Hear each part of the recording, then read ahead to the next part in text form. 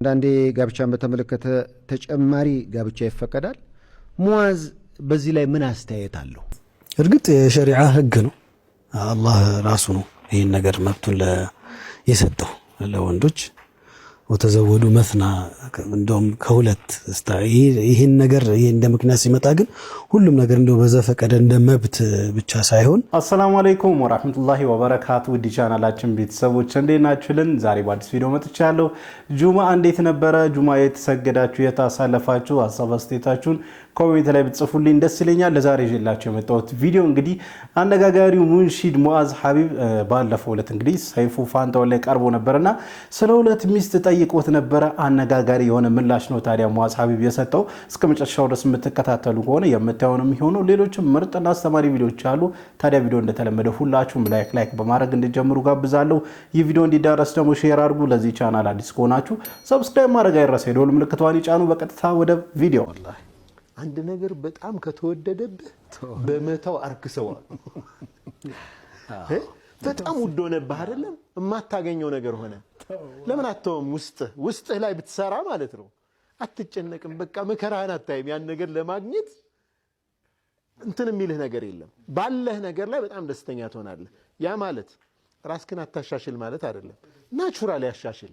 በቃ ሂደቱን ጠብቆ ታድጋለህ። እዛ ጋር መድረስ ባለብህ ደረጃ ላይ ትደርሳለህ። ግን ለምን ጭንቀት ውስጥ ትገባለህ? ስነ ልቦና ለምን ይጎዳል? ትንሽነት ለምን ይሰማሃል? ፈቂርነት ለምን ይሰማሃል?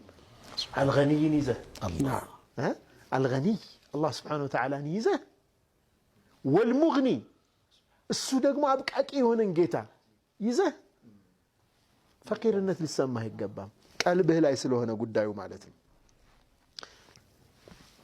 احتج لرجل تكن أسيره ይላሉ። አንድን ሰው ፈላጊ ሆነህ ከቀረብክ የሱ ባሪያ ሆነሃል፣ ምርኮኛ ሆነሃል። ከተብቃቃህ እኩያ ሆነሃል። ኢህሳን ካደረክለት አሚሩ ሆነሃል።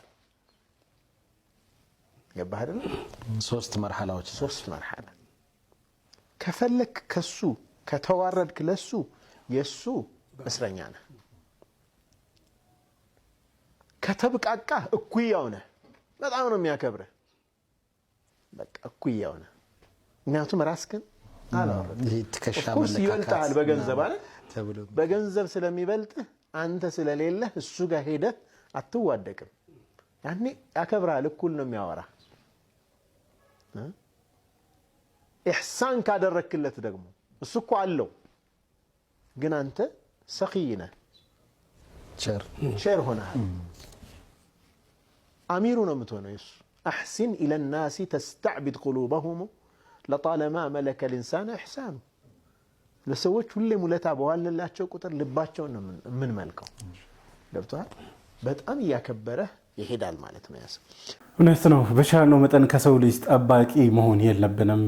ከሰው ከመከጀል እጅግ በጣም ያሳንሳል። አላህን ሱብሓነሁ ወተዓላ ብቻ መጠየቅ፣ ከአላህ ሱብሓነሁ ወተዓላ ብቻ መከጀል እንጂ ከሰው መጠበቅ ከሰው ጠባቂ መሆን እጅግ በጣም ነው የሚያሳንሰው። ያ ሰውዬም ሳይፈልገው በንቀት አይን እንዲመለከተን ያደርገናልና በቻልነው መጠን ተቀባይ ከመሆን ይልቅ ሰጪ መሆን አለብን። እስልምናችንም እኮ አስተምሮናል አይደል? ከተቀባይ ይልቅ ሰጪ እጅ በላጭ ነች ብለዋል። ስለዚህ በቻልነው መጠን ያለንን ነገር ለሌሎች ማካፈል አለብን ብዬ አስባለሁ። ባለን ነገር ደግሞ መብቃቃት አለብን።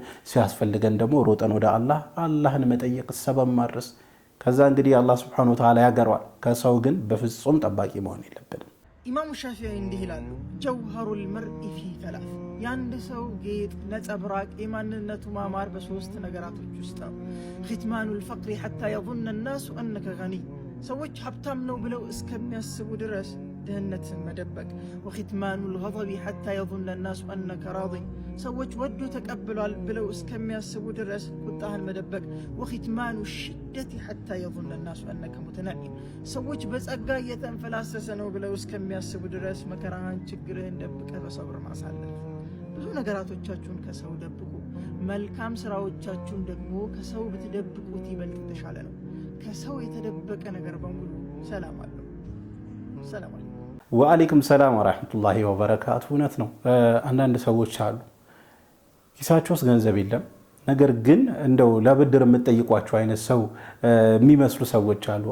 ያላቸውን ጽድት አድርገው ይለብሳሉ፣ ፏ ይላሉ ፊታቸው ላይ መቸገር አታዩም ሁሌም ሲያመሰግኑ ነው የምታያቸው ምናምን ነገርና እንደዚህ አይነት ሰው እጅግ በጣም ነው ደስ የሚለው ማለት ባለው ነገር ተብቃቅቶ አላህን እያመሰገነ ሲኖር አንደኛ በሰዎች ፊትም ሞገስ ይኖራል ከዛ በተጨማሪ አላህ Subhanahu Wa Ta'ala እጅግ በጣም እንደዚህ አይነት ባሪያውን ይወዳል ያለው ባለው ተብቃቅቶ የሚኖር ባለው ተውቦ አምሮ የሚወጣን ሰው አላህ Subhanahu Wa Ta'ala ይወዳል ይጨምርለታል አመስጋኝም ስለሆነ ይጨምርለታል አሉ ደግሞ አንዳንድ ሰዎች የህንጻ ባለቤት ሆነው እጅግ በጣም በርካታ ገንዘብ ኑሯቸው ምናልባትም የህንጻው ጥበቃ ምናምን የሚመስሉ ሰዎች አሉ አላህ Subhanahu Wa Ta'ala የሰጣቸውን ሪዝቅ ራሳቸው ላይ የማይውሉ ሰዎች አሉ ይሄ ልክ አይደለም አላህ ከሰጠን የአላህን ጸጋ ራሳችን ላይ ማዋል አለብን ራሳችን ማሳመር አለብን ብዬ አስባለሁ ትልቁ ቁም ነገር ግን ምንድነው ችግራችንን ሰው አይወቅብን ማጣታችንን ሰው አይወቅብን ቢያውቅም ምንም ስለማያመጣልኛ ምንም ስለማይፈይድ ማለት ነው አላህ Subhanahu Wa Ta'ala ብቻ ይወቅልን በዱዓ ወደሱ እንወርድ አንድ ነገር በጣም አሳስበኝ እስኪ ወጣቶች የኔን ሐሳብ እናዳምጠውና ምናልባት በጋራ ይጠቅመን ይሆናል ቢስሚላህ እነሆ ብዙ ወጣቶች እኔንም ጨምሮ አህዋላችንን እናቃለን የተለያየ ማዕሲያ ላይ የተለያየ ወንጀሎች ላይ እየተቀራመትን ያለነው ግን አላህ ዝም ብሎናል እንደውም ኒዕማዎችም አልተቋረጡብንም ነብያችን አለይሂ ሰላቱ ወሰላም አንድ ጊዜ ምን አሉ አንድ ባሪያ ላይ አላህ Subhanahu Wa Ta'ala እንደፈለገ ያመፀው ድንበር ያለፈ ወንጀል በዚህ በዛ ያረገ ምንም ነገር ካልያዘበት ወይም ደግሞ ጭራሽ ኒዕማ ከሰጠው ኸይር ነገራቶችን ህይወቱ ላይ ካመጣለት ወንጀል እየሰራም ይሄ استدراج ይባላል አሉ ማዘግየት አላህ ሊቀጣ ለሆነ ነገር ማዘግየት እንዲያቆይቶ የሆነ ሰዓት ሊቀጣህ ነው ይላል እና የብዙዎቻችንን አህዋል ሳይ ወንጀል ላይ በጣም ተዘፍቀናል አልহামዱሊላህ በአፊያችንም አልተፈተንም ዱንያም አላነሰብንም ኑሯችንን በጤና እየኖርን ነው ይሄ ምናልባት አላህ استدراج ያደረገን ነው ወይ እያዘገየን ነው ወይ ነብዩን ሐዲስ አስከተለውችን የቁርአን አያ ወሱ فلما نسوا ما ذكروا به فتحنا عليهم ابواب كل شيء حتى اذا فرحوا بما اوتوا اخذناهم بغته الى الله سبحانه وتعالى እንደው የተገጸጹበትን የተመከሩበትን ነገር ችላ ብለው ቁርአንን ሐዲስን ችላ ብለው ድንበር ባለፉና በወንጀል በተወዘፉ ጊዜ በረሱ ጊዜ فتحنا عليهم ابواب كل شيء ሁሉን ነገር በሮች የኸይር ነገር ኒዕማ ስራቸውም ከሆነ ስራቸው መግራራት ሁሉን ነገር ፈታንላቸው ከፈትንላቸው የኸይር በሮችን ወንጀል ላይ የሆኑ ማለት ነው እኛን እየረሱ እንደው በዛ ነገር መደሳሰት በጣም ደስ ያላቸው መሞኘት መጃጃል ሲጀምሩ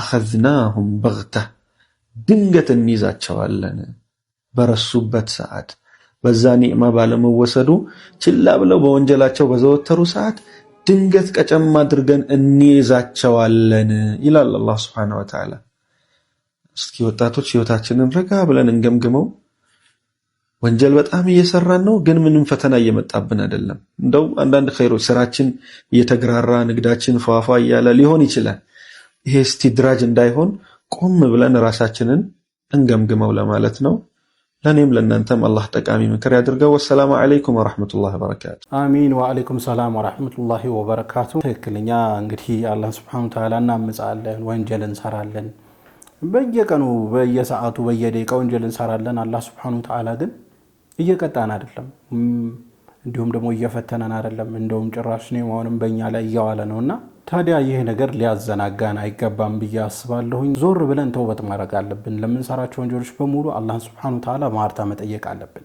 ምክንያቱም እየተፈተነን አይደለም ሙሲባ እየደረሰብን አይደለም እንመኝ ማለት አይደለም ሙሲባ እንዲደርስብን ፈተና እንዲደርስብን እንመኝ ማለት አይደለም ያ በእስልምናም የተከለከለ ነው ነገር ግን አላህን ያመጽ ነው ነገር ግን አላህ ያበላናል አላህን ያመጽ ነው አላህ ያኖረናል ጥያቄ ራሳችን መጠየቅ አለብን መቼ እንደምንሞት አናቀም መቼ በመጥፎ አያያዝ እንደምንያዝ አናቀምና ቶሎ ወደ አላህ መመለስ አለብን አላህ Subhanahu Wa Ta'ala በቶሎ ወደ አላህ የሚመለሱ ተውበታቸውንም የሚቀበላቸው ባሮች አድርገን ሐቲማችንም አላህ ያሳምርልን አሁንም ወስዳችሁ ቪዲዮ እንግዲህ ወደ መጨረሻውና ወደ አነጋጋሪው ቪዲዮ ነው ይህ ቪዲዮ ሙንሺድ ሙአዝ ሐቢብ ባለፈው ሳምንት ከሰይፉ ፋንታውን ጋር ቆይታ አድርጎ ነበር ስለ ሁለት ሚስት ጠይቆታል እጅግ በጣም አነጋጋሪና ምርጥ ምላሽ ሰጥቶታል እስቲ ቪዲዮ እንመልከት ከዛ ራሳችን አስተዋጽኦ እንሰጥበታለን አንዳንዴ ጋብቻን በተመለከተ ተጨማሪ ጋብቻ ይፈቀዳል ሙአዝ በዚህ ላይ ምን አስተያየት አለው? እርግጥ የሸሪዓ ህግ ነው። አላህ ራሱ ነው ይህን ነገር መብቱን የሰጠው ለወንዶች። ወተዘወዱ መስና እንደውም ከሁለት ይህን ነገር ይሄ እንደ ምክንያት ሲመጣ ግን ሁሉም ነገር እንደው በዘፈቀደ እንደ መብት ብቻ ሳይሆን ለምሳሌ እንደውም አንዳንድ አቅል ያላቸው ሰዎች እንትን ይሉታል። ለምሳሌ ባል አታ እድሜዋ እየሄደባት ያለች ሴት ልትሆን ትችላለች።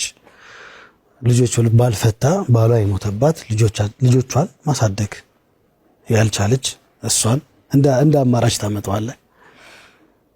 ምስኪን ደግሞ ከሆነች ፋይናንሻሊ ደካማ ከሆነች ሳፖርት ለማድረግ ልታገባት ትችላለህ። ይህ እንደ መስፈርት ሊቀመጥ ይችላል። ከዛ ውጭ ግን ሰውየው እንደ ፍላጎቱ ሐላል በሆነ ሁኔታ ሐላል ማለት ግልጽ ያው ተደብቆ ሌላ ጉዳይ ላይ ከመግባት ሐላሉ ያን ነገር ማድረግ ይችላል። ግን እንዳልኩ በእነዚህ መስፈርቶች ደግሞ ቢሆን የተወደደ ነው። ማግባት አልቻለችም፣ እድሜዋ ሄደባት፣ ቢያገባት ብትወልድ ዘር ትተካለች። ከዛ ውጭ ደግሞ ቅድም እንዳልኩ ፋይናንሻል ላይ ሰፖርቲንግ የሚያስፈልጋት ከሆነ የቲም ከሆነች እናት አባት የሌላት ከሆነች እንደዚህ እያሉ ይመጣሉ። ከሞራል ጋር የተያዙ ናቸው አብዛኛዎቹ። ከዛ ውጭ ግን የተለያየ እንትኖች ይሰጡባቸዋል። ለአዋቂዎች እንተዋለን፣ እኛው እውነታዊ ነው ብለን ለአዋቂዎች ተተነዋል ነው። እንግዲህ ማሻአላ በጣም ምርጥ የሆነ ንግግር ነው። እንግዲህ ብዙውን ጊዜ ነን ሙስሊሞች ወይንም ደግሞ ክርስቲያን ወገኖቻችን በዚህ ጉዳይ ላይ ግርታ ይሰኛሉ። እንደውም 4 አይደለም የሚመስላቸው እነሱ እናንተማ 7 ታገባላችሁ ነው የሚሉትና በዚህ አጋጣሚ ይህንን ቪዲዮ የምትከታተሉ ነን ሙስሊሞች ካላችሁ ወይንም ክርስቲያኖች ካላችሁ በእስልምና የተፈቀደልን እስከ 4 ድረስ ማግባት ነው። ለሱም መስፈርት አሉ። ዝም ብሎ ስለተፈቀደልን ብቻ ዘው የሚባልበት ነገር አይደለም። ከዛ በተጨማሪ ደግሞ ቢሆን የሚመከረው ሁለተኛ ሚስት ስናገባ ቢሆን የሚመከረው አንደኛ ምናልባት ትዳሯን የፈታሽ ሊሆን ይችላል፣ ወይንም ደግሞ ባሏን በሞት ያጣሽ ሊሆን ይችላል፣ እድሜዋ እየሄደ ያለች ሴት ሊሆን ይችላል። እንደዚህ አይነት ብዙ አይነት አማራጮች አሉና እንደዛ ቢሆን እጅግ በጣም ይመከራል። የሚወደደው እንደዛ ቢሆን ነው። ምክንያቱም እዛ ጋር አንድ ሴት እያዳንን ነው፣ እዛ ጋር አንድ መልካም ስራ እየሰራን ነው። እኛም እንጠቀማለን ከትዳሩ። ከዛ ባሻገር ግን ያችንን ሴት እጅግ በጣም እየጠቀምን ነውና እስከ 4 ድረስ የማግባት ቤኔፊቱም አንዱም ይሄ ነው እንጂ ሁለተኛ ሚስት፣ ሶስተኛ ሚስት፣ አራተኛ ሚስት ሲባል አይነት መቀያየር ምናምን ነገር ከእንደዛ አይነት ሀሳብ ብቻ እንደታስቡት አይደለም። ብዙ አይነት ጥቅሞች አሉት። እስከ 4 ድረስ ማግባት ሙአዝ ሐቢብ በገለጸው አይነት መንገድ ቢሆን እጅግ በጣም ለትውልድም ለሀገርም ለዓለምም እጅግ በጣም ጥቅም ስላለው ማለት ነውና እንግዲህ ለሙስሊሞች እንኳን ይህንን በደንብ ስለምትረዱት ለእናንተ ማብራራት አይጠበቅብኝም። ለክርስቲያን ወገኖቻችን ነው ይህንን በደንብ ያብራራውትና እንግዲህ ሌላውን ለአዋቂዎች እንተዋለን ብሏል ሙአዝ። በትክክል ትልቁ ችግራችን ለአዋቂዎች አለመተው፣ ሁሉን ነገር እኛ ካላወራን ሁሉን ነገር እኛ እናውቃለን የሚለው የባህሪያችን ነው አገር እያመሰ ያለውና ቀሪውን ለአዋቂ ትተናል። እኛ የመሰልን ደግሞ ሐሳብ ሰጥተናል። ለማንኛውም ለዛሬ ይዤላችሁ የመጣው ቪዲዮ ይሄን ይመስል ነበር። ቪዲዮን ከወዳችሁ እንደተለመደው ሁላችሁም ላይክ አድርጉ። ይህ ቪዲዮ እንዲዳረስ ደግሞ ሼር አድርጉ። ለዚህ ቻናል አዲስ ከሆናችሁ ሰብስክራይብ ማድረግ አይረሳ። የደወል ምልክቷን ይጫኑ። ኢንሻአላህ በቀጣይ በአዲስ በቆንጆ ቪዲዮ እስከምንገናኝ ወሰላሙ አለይኩም ወራህመቱላህ ወበረካቱ።